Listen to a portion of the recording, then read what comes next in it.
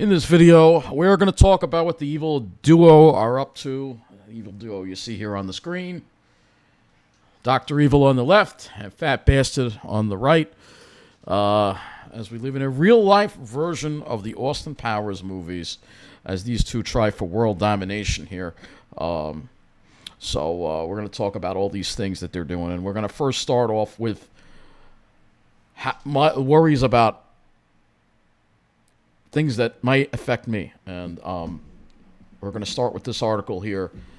Social Security entering most phone service for those applying for benefits or changing banks, sparking advocates' worries. So they're closing Social Security offices. They're laying off federal employees. People who have a very important job are being laid off by Doge. And judges are finally stepping up and trying to do something about Doge.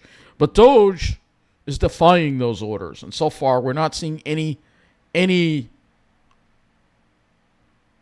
sign that they are going to even follow these orders. And this is why I think that the judges' next step, holding them in contempt.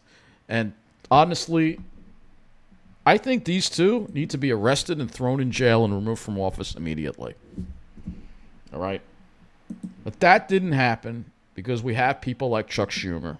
And we'll get to him a little bit later. But let's read this article here from Newsday. It says, the Social Security Administration is ending most phone service for those applying for benefits or changing banking information, requiring residents instead to go online or in person to an office. Remember, they're shutting down all these offices. A move the agency said is designed to combat fraud. No, that's not what it is. That's the excuse they use to cut people's benefits. People can start a benefits claim over the phone, but will have to go to a field office to verify their identity and complete the claim. The move, effective at the end of the month, was criticized by national and local advocates. They said it could potentially put up barriers for seniors and people with disabilities who may not have access to or feel comfortable with computers or smartphone technology. So it's bad enough what we're dealing with in New York, they're trying to force us out of the state, but now it seems like they're also trying to force us out of the country. Because you got to remember, Trump's a Wall Street guy. He's the same kind of arrogance that you have from him that you have on, you know where. So the Social Security Administration has moved to force people to visit offices in person for services that they have sought by phone will result in more headaches and longer wait times to resolve routine customer service needs. And you got to remember, they're closing Social Security offices at the same time. Requiring rural Americans to go into an office can mean taking a day off from work and drive for hours merely to fill out paperwork, Lamonde said, adding that any delay in Social Security caused by this change can mean real economic hardship. In announcing the policy change, the agency said in a news release, over the next 2 weeks, SSA will carefully transition to a stronger identity proofing procedure for both benefit claims and direct deposit changes. I mean, I can understand the security, but I'm pretty sure that over the phone they ask some personal questions. Individuals seeking these services who cannot use their personal My Social Security account, which requires online identity proofing, will then need to visit a Social Security office to prove their identity in person. The agency said individuals can either visit an office or call the number. Transportation barriers were also highlighted by Robin Berger Gaston, division director of the Huntington-based nonprofit Family Service League. Suffolk County is very widespread, and transportation for a lot of people that we work with is very difficult. So getting to a Social Security office might not be an option. A case in point was the 97-year-old mother of Laura Leitner, 72, of East Northport. Leitner had an appointment on behalf of her mother, who she said had recently fallen at the Social Security office in Melville Wednesday morning to help her mother obtain Social Security benefits with her late husband. Standing outside the office, Leitner called the agency's new policy outrageous. Disabled elderly people don't have transportation. The phone line was critical for them. Even though it takes 2 hours to reach someone, it's still a critical aspect for people that need to speak to somebody at Social Security. Those long waits over the phone were a source of frustration for Charlie Nitty, 63 of Deer Park, a military veteran. He said he was dealing with Social Security over the phone, and it was a horror show with waits of usually 2 hours, while an in-person visit would go faster. You're in and out of there, he said. And he's referring to the Melville office. So he'd come to the Melville office, but was frustrated after being turned away since he didn't have an appointment. He was told to call to make one. So you've got to call to make an appointment now. You can't just walk into a Social Security office, or you got to use the online site. And so this is their step to, they want to dismantle Social Security. Dr. Evil himself claimed it could be this guy right here, Dr. Evil, because that's what I'm referring him to. He said it's a Ponzi scheme, and he wants to dismantle it. These two are they are staging a coup of our country. This is what's going on right now. All right, this is just one facet of it. And who's fighting back? Who's fighting back? Well, certainly not Chuck Schumer. Not Chuck Schumer. In fact, both our senators from New York voted with the GOP for a funding bill. That's right. This guy right here was the head of it all. This piece of garbage, Chuck Schumer. All right? This was a point where the Democrats could have had leverage and could have said to the Republicans and use their clout to say, you know what? Until you rein in the power of Doge and Trump and Elon illegally raiding all these government agencies, we're not going to pass a continuing resolution. It might have risked a government shutdown, but Chuck Schumer didn't want that because Chuck Schumer knew a government shutdown would send Wall Street free-falling. And he's a Wall Street Democrat. He's been a piece of garbage for as long as I can remember. All right? And him, along with Gillibrand, our two state senators in New York, voted with the Republicans, which goes to show you the kind of Democratic leadership we have here in New York. Unlike in New Jersey and other states where they actually want to fight for us, the New York Democrats are just willing to lie down and just let Trump do whatever the hell he wants to do. And Schumer has said in an interview he doesn't really think that it's that urgent what's going on right now. It's very urgent what's going on, Chuck. People like us could be cut off completely and lose everything. And you don't care about us. This state doesn't care about us. This is part of the reason why I may have to go live in New Jersey, because I don't think they're going to fight for us when they do go after our benefits. So these are the two that Kirsten Gillibrand was the other one. I can't stand her either. She's also a preppy Wall Street. Oh, look at her. We all know who she cares about. So it's so obvious. It's so obvious. So they had a point of leverage, but they gave it up. And honestly, I think Chuck Schumer should resign. I think he needs to go. Even Trump thanked him. If Trump's thanking you, you know you need to go. All right? You know you need to go. All right? This was a chance, and this bill is going to involve some cuts. Cuts that are going to hurt people like me. All right? But these people didn't care. And we all know Tom Suozzi, he doesn't care. They're all with Wall Street in this state. That's all they care about. That's all they care about. So the next subject I'm going to talk about in this video is about what's happening with the students at Columbia University. Now, let me first say, I am Jewish. I support the country of Israel and its right to exist.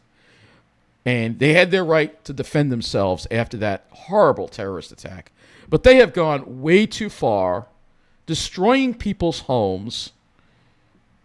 And a lot of innocent Palestinians have died and lost everything. And this war has turned into because not Netanyahu is an Israeli Trump. Or Netanyahu, this guy right here, he's really an Israeli Donald Trump. He's the same kind of dictator kind of mentality that you have with Putin, and the same kind of dictator mentality you have with the orange monster, a.k.a. the fat bastard and Dr. Evil. It's the same kind of thing. It's the same kind of thing. So while I support Israel's right to exist and its right to defend itself, He has gone way too far, destroying the lives of innocent Palestinians. And those who speak up against this war get deported in this country. That's right. Trump isn't getting rid of the dangerous illegals, the MS-13. He's not getting rid of the illegals that we deal with because they mow lawns for rich people. No, he's getting rid of legal residents because they protested against the war. He's claiming, they're tied to Hamas, which is a freaking lie. This man here, Mahmoud, was taken away from his wife, arrested, and they trying to deport him. They took him to Louisiana. Now a judge is saying, well, he's got to go to New Jersey and have the trial there. All right? And this is the way the students are. We're going to read part of this article here about what happened to Mahmoud Kahali. And I think it's ridiculous, and nobody has stood up for him. Again, you can't count on Chuck Schumer to stand up for him. We have a dictator running this country. We're actually no longer living in a democracy. It's not a democracy right now. Right? When stuff like this happens. It was 4 a.m. and a Columbia University master's student 2 months ago, away from a graduation, lay awake in his bed. His heart thumped so hard, his chest began to hurt, his hands got colder and colder. He was unable to speak.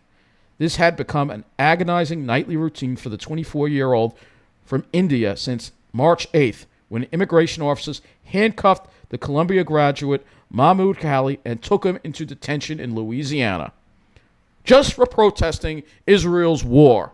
That's all this is about. That's all it's about. You have the freedom to protest in this country. Well, we did have the freedom. We don't anymore.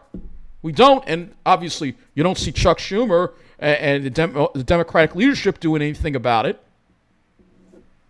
What scares me the most is that I would be fast asleep at home and I would hear a bang on my door and I'd be taken away in the middle of the night by ICE and nobody would ever know what happened to me, said the student who attended multiple protests to support Palestine around New York City. It feels as if we are getting targeted just for speaking up for their political views last year. And like I said before, this is their right to protest this war. And the fact is that, as I said before,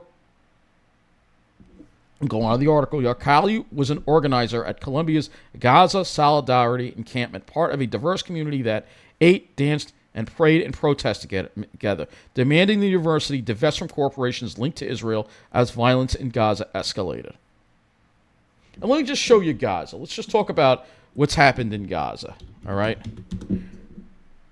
Because this is what's happened. Yeah, take a look at that. How would you like that to happen in your town? How would you like your town destroyed? How would you like everything destroyed? All right? It's not acceptable.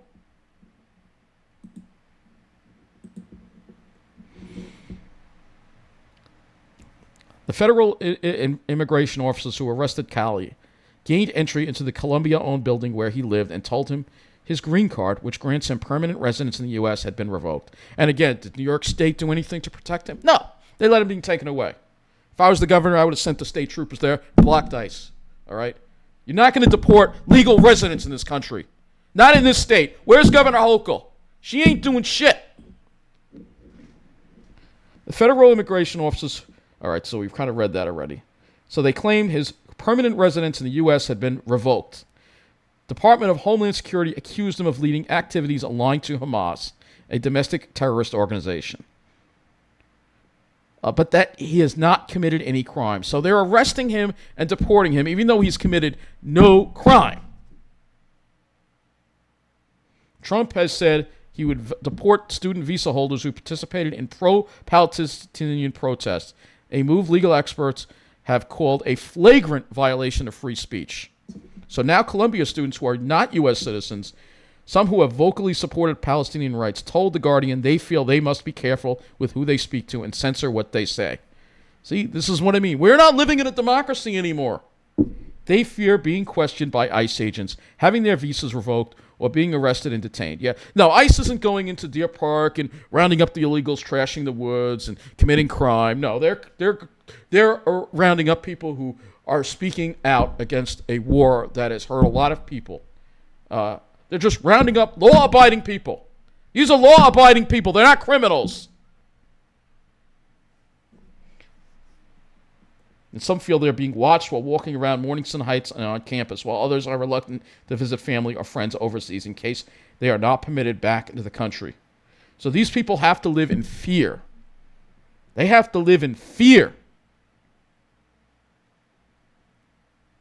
Does this sound familiar like Germany? 1930s? Doesn't this sound like 1930s Germany? Sure does. And again, though, you have Dr. Evil right here, who is behind a lot of right-wing people who actually support the kind of things that Hitler did in Germany in the 1930s.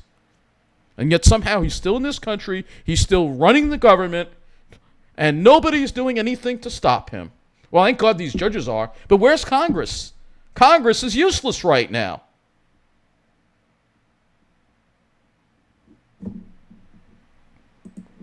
So people are living in fear here. All right? They're living in fear. And they say right here, we're not terrorists or like supporting terrorists. We're trying to prevent a genocide from happening. And that is what's going on in Gaza. That is what's going on. Okay, you want to root out Hamas, that's fine. But now you're just killing innocent people just because they're Palestinian. You're just destroying their homes just because they're Palestinian. Because they're not Jewish, they're getting exterminated. And while I totally support Israel's right to exist and defend itself, they're doing the very thing that was done to them in Germany, to the Palestinians. And it's not right. It's not right. I'm disgusted with Netanyahu. He's another person who should be behind bars. He's a war criminal, just like Fat Bastard, just like Dr. Evil, just like Hitler, just like Putin. They're all the same kind of people. That's what's going on. And I will continue to speak up against this kind of stuff. We all need to. We need to demand that Congress speak up against it. Unfortunately, though, you still have brainwashed people, particularly here on Long Island, where, yeah, I'm sorry, but you had an Elon Musk sign there today in Belmore. You think I'm going to ignore that? Now, these people are open, and they were getting honks too. It just goes to show you how out of place I feel on Long Island. I don't see this in New Jersey. I don't see this in Ocean County, which does happen to be a Republican area. But again, people on Long Island, they're racists. And in another video coming soon, we're going to talk about the latest racist things that have been happening on Long Island. Because there have been a number of more racist things happening. Not surprisingly, again, all part of the plan. This is what's happening on Long Island. But again, they love Dr. Evil here. I mean, not everybody does, but there's still a lot of support for Dr. Evil and the Fat Bastard here. There really is. And man, he's huge too. He's huge. How many babies did you eat today? You know the movie. But this is what we are dealing with. And we cannot count on Chuck Schumer or the Democratic leadership to fight for us. We have to fight for us. We have to fight for us. And Schumer needs to be out. Let's just go to Schumer's page right now. He needs to be out. I've always known he's a Wall Street Democrat. I've always known him to be a Wall Street Democrat. And this just confirms it. This just confirms it. Yeah, he's facing pressure. Good. He needs to resign. He made a deal with the devil, man.